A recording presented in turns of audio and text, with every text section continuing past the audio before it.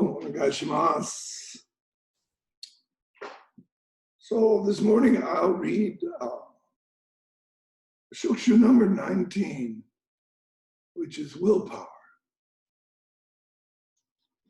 The focused willpower penetrates even stone. This naturally arising state of mind silences even the storm and thunder. Where does this state of mind come from? The person who accomplishes important tasks understands this power from experience.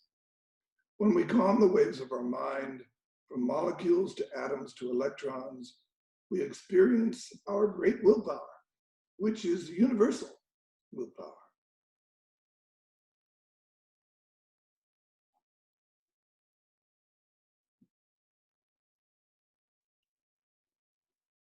So please notice it says, this naturally arising state. We often think of willpower as something that we do, that we have to exert to accomplish something.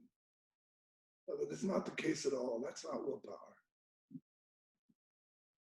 Willpower arises naturally on its own and surprises us when it arrives.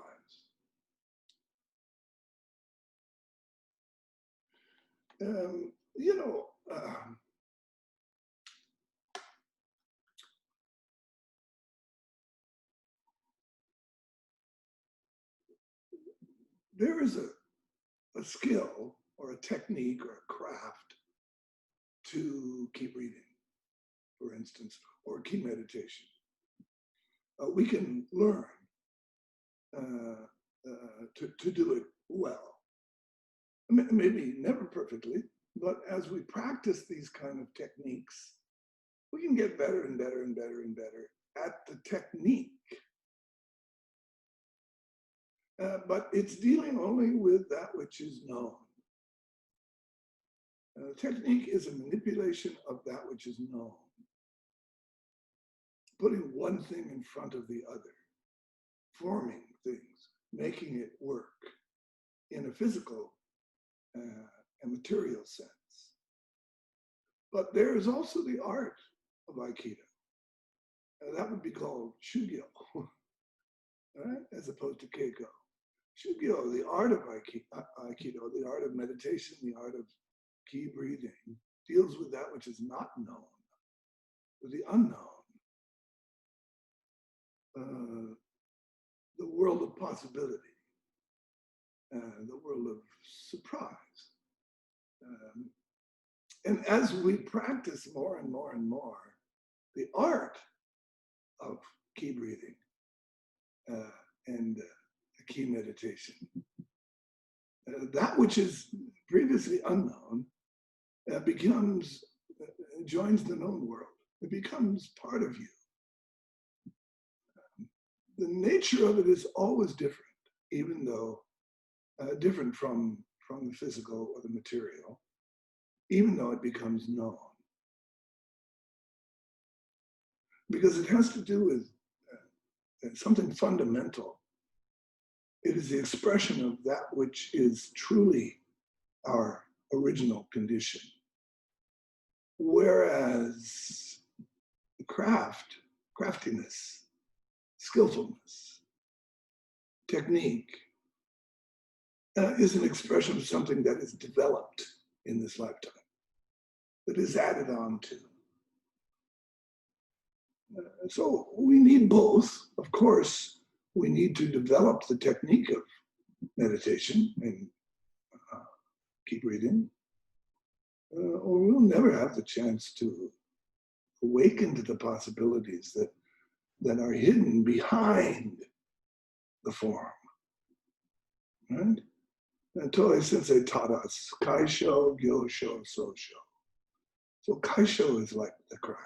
Kaisho is, and even Gyosho is still a technique, it's still the form. Gyosho is sort of an in-between description. Of course, this is a continuum. There aren't 3 stages, but we have to use words and we have to use form when we're speaking, so we talk like there are. excuse me, but the development of technique really goes from kind of dumb and clumsy to very, very refined and expert, and continuing to become half, more and more and more and more refined, but never arriving anywhere.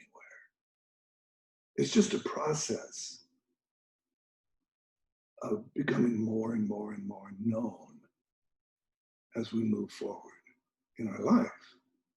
Of course, this applies to everything that we do, from driving to cooking to talking to other people to social skills. Everything that we do in life is this way. Not just, of course, key breathing and key meditation. And everything holds the same possibility that key breathing and key meditation does. They're not separate categories. Meditation is really what's happening right now if you're paying attention. When we sit still and practice some form of meditation, we're doing it to give ourselves a chance for the busy mind to calm down. Did anyone see the moon this morning? Unbelievably beautiful. So, calm mind, Toi Sensei says, if the mind is calm and there's a moon, it's reflected. If there's a flying bird, it's reflected on the surface of mind. So we sit in meditation to get this feeling, get this art of deep calmness and vulnerability and allowing ourselves to let go and see, live, experience the possibilities that are hidden underneath all of our busy, busy lives and busy minds. But it's not limited to when we're sitting. When we learn the art of meditation, then we're learning the art of living. Then it can always be like this, not just when sitting still, but when in motion. Always.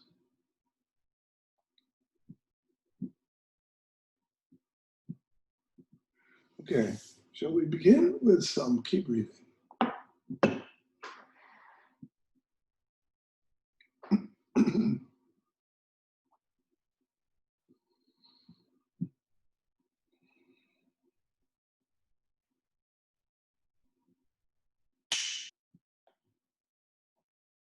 One more thing about technique or craft versus art,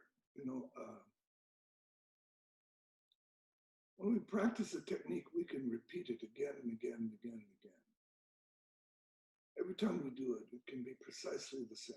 A golf swing, a tennis racket swinging, paddling a canoe, sailing a boat. Whatever you do, it can be repeated. Hitting a baseball, throwing a baseball, catching a baseball. This is all technique, keiko. Now, it's not only technique. Usually, if someone's very good at it, they're an artist. But the technique itself is that which can be repeated. Okay? But art is never repeated. It's always unique. It's always one of a kind. And so in that way, you're living your life completely. In other words, that's the way life is. Excuse me, life never repeats itself. No moment is ever repeated, ever. So if you're experiencing that, you're living your life completely. This is what Suzuki Sensei would call living your life completely. So you're in the art of living then, if you're experienced that. If you're bored, listless, depressed, things just bore you to tears, then probably you're lost in a world of no possibility of change, no possibility of a different thing emerging. So it means you're not living your life completely. You're not seeing the possibility in your life. So these are the kind of things that when we sit in meditation, we explore, not thinking about them, but they emerge, the possibilities of how to live a life emerge. It doesn't all happen in one day. We sit and sit and sit. And maybe some of you have a better technique of sitting than other people. But so what? So if it bothers you to sit in a room and close your eyes, then don't do that. Go out and sit in front of a big lake and open your eyes. Become one with the lake. Or just go out and sit under a tree in your yard, or sit in a chair and look at a tree. Or look at a weed. Look at the lawn. Look at a post. Look at the sidewalk. It's all the same, folks. We have things that we have romantic images about, that poetry writes about, and so forth. And that's very beautiful, and it's great to appreciate. But when you get right down to it, everything holds all possibilities. Everything is completely open and provides us with everything we've ever dreamed of, right there in front of you, right in front of us at every moment. So this is living our life. All right, so Fincher, I know you're here. Say something to us about this.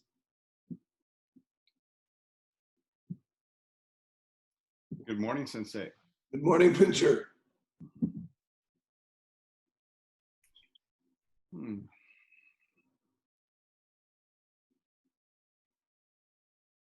Well, you know, Sensei, it's the transition of this technique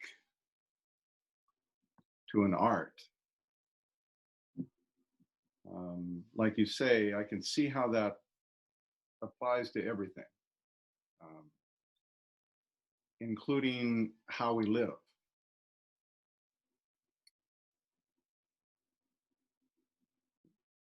What do you think this transition solves? Seems like we have problems that we're trying to solve in our life, always, whether it be relational, whether it be financial, psychological. And you tell us that there's a connection here between this, that this transition manifests between living our life as a practice and living our life as an art. Can you maybe talk about that? Yeah, yes. You know, Albert Einstein talked about this a lot. This is a fascinating subject to him. And I was reading something he wrote not long ago, and he said, people think that I solve problems, but I don't. He said, when I see something finally, when something finally resolves itself for me, it usually happens 2 o'clock in the morning. I suddenly wake up and go, oh. So he said, it's like a gift. And it's only a gift because he said, I'm open to it. All the technique, he said, is necessary. All the thinking, all the plotting, all the understanding of physics that he had, which was extraordinary. But other people had that same understanding. But they didn't all come up with the theory of relativity. And he said, that's because, I'm going to paraphrase him here, he was living life as an art, not as a craft or a technique. So he wasn't a physicist as much as he was an open-minded mystic. He never really thought of himself as being a craftsman. And I think that that's the answer there. You can't purposefully live life as an art. You have to be open to it. So do you remember the four principles of practice? We have to be present to begin with. That means we're paying attention. That means we have to open our heart so that we're not judgmental, but we're open. And then we listen. So these are 1 point, heart, throat, and here. And then we have to understand. We have to accept what it is that's happening. Stand under it. Understand it. This is the art of living. It's the unknown, you see. It's not like we're not trying to make something known, or we're not trying to manipulate something that is known. We're not trying to just be better at something. We do work on getting better at things in our life. That's the keiko part of our life. But the beautiful thing about shugyo is that you can live shugyo at the same time you're practicing keiko. So you're practicing the keiko, you're practicing following that form as carefully and as beautifully and as craftily as you can. But at the same time, you're open to the possibility of life. And so it's constantly blooming and awakening right in front of you, because you're following the practice, the principles of shugyo practice.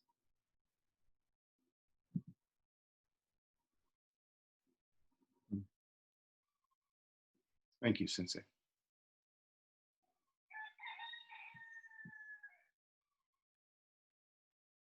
Elima Loomis, please say something about this. Hey, Sensei. Yes. Thanks for calling on me. Yeah, I always love it when you talk about this. I think each of us relates to it in our own unique way.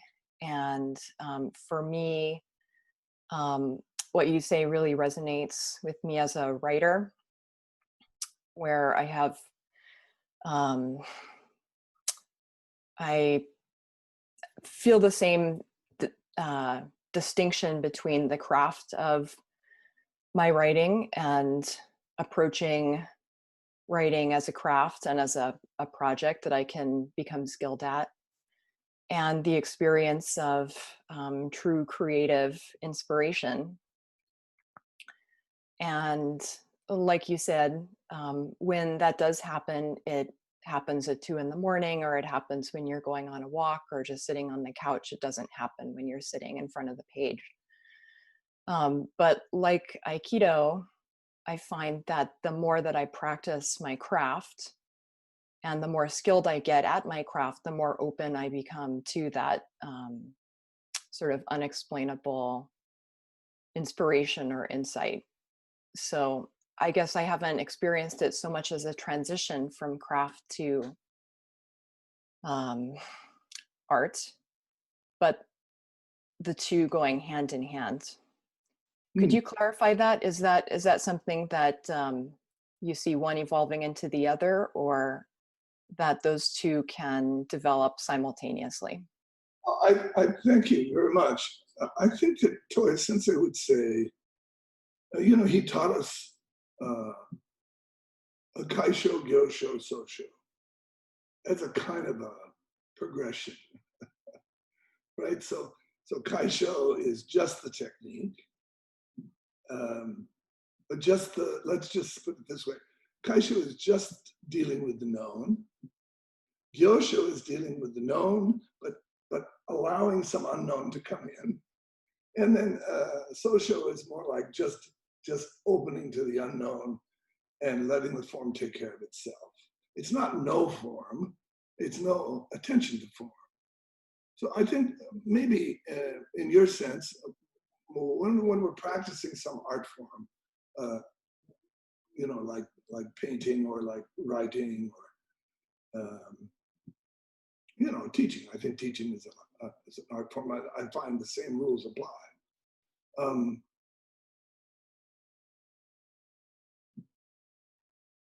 I think it all happened at once.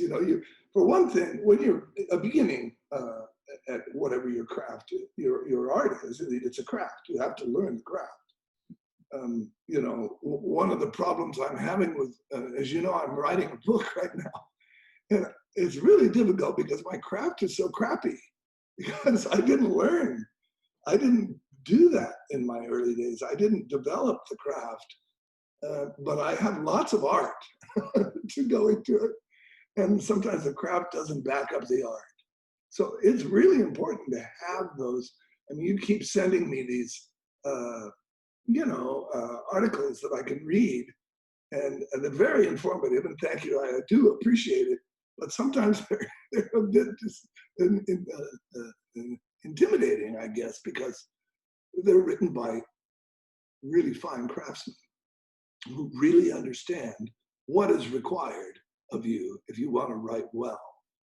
It's beautiful. It's great. I mean, I love to be learning this at my age. It's a gift for me. So, and thank you for your part of that. I really appreciate it. How about someone different, like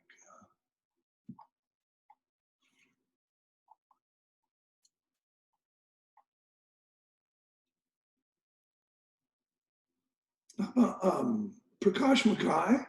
Could you say something about this? How does this strike you?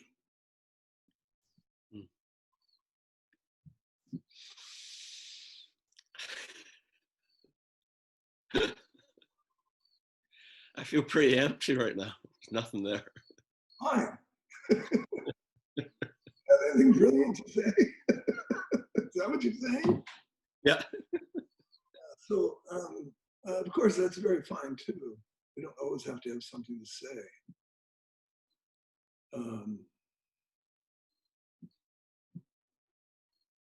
It's nice to see you. Hi. I know you have a big day in front of you. Mm-hmm. Yeah, so probably that has something to do with you being empty right now. Okay, I would like to ask, thank you, Prakash. Hi. Rodman, to say, please feel free to speak in German if you're not comfortable in English. And Olaf Schubert, would you be kind enough to translate?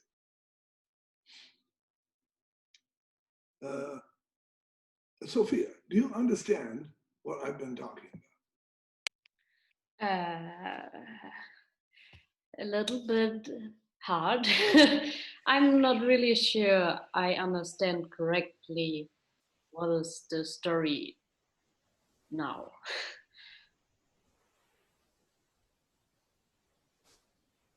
Ja, Sophia, das geht um den Unterschied, eine Sache wie ein Handwerker gut zu können, die Technik gut zu können, oder dass dann irgendwann eine Kunst draus wird und dass das aus einem rausfließt und durch einen hindurchfließt und nicht mehr so der Handwerker ist. Ob du dazu was sagen kannst.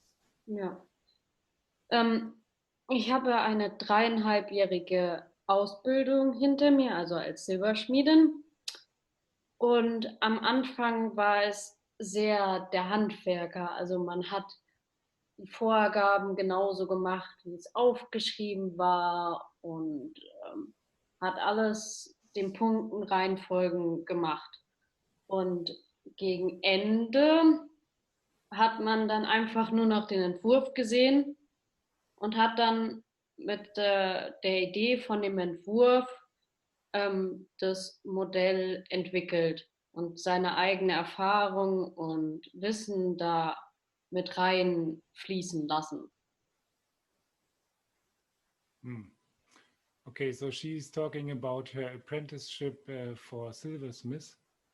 And in the beginning, it was very crafty. So how to construct something, how to design something, a lot of rules, how it's done. And towards the end, it became more and more that you see an image of what you want to create. and then you just use what you have learned in terms of techniques, and they just flow into it naturally. Yeah, so thank you. There's the progression that Inima was talking about and that Richard was pointing to. There definitely is Kaisho Gyosho Sosho. I mean, we cannot introduce a very high level of freedom and openness and vulnerability when we don't have the strength and protection and safety of the craft. Just think about your Aikido techniques. I mean, if we did that, people would hurt themselves. So we teach people how to move. We start, how to do uke, how to roll safely.